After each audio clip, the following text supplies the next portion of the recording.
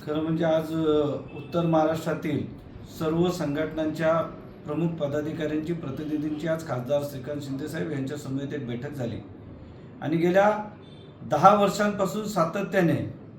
या बाजूला श्रीकांत शिंदेसाहेबांना आणि त्या लोकसभेमध्ये कपिल पाटील साहेबांना खानदेशी सर्व जे काही आमची मंडळी आहेत ती सातत्याने सपोर्ट करत असतात आणि या सगळ्या विषयामध्ये उत्तर महाराष्ट्रातून एवढ्या लांब येऊन स्थायिक झालेली ही सगळी मंडळी त्यांचे काही विषय होते ते या ठिकाणी त्यांच्यासोबत चर्चा झाल्याच्या नंतर त्यांना तो सकारात्मक प्रतिसाद खासदार साहेबांनी पण दिलेला आहे आणि नेहमीप्रमाणे उत्तर महाराष्ट्रातल्या सर्व संस्था सर्व सामाजिक संघटना यांनी एकमुखी पाठिंबा हा माननीय खासदार श्रीकांत शिंदेसाहेब यांना या कल्याण लोकसभा मतदारसंघामध्ये दिलेला आहे आणि त्याप्रमाणे सर्व संघटनांचे प्रतिनिधी समाजामध्ये सर्व स्तरावरती फिरून सर्व आपले जे काही जाती बांधव आहेत त्या सर्वांना सांगतील की या निवडणुकीमध्ये येत्या 20 मे रोजी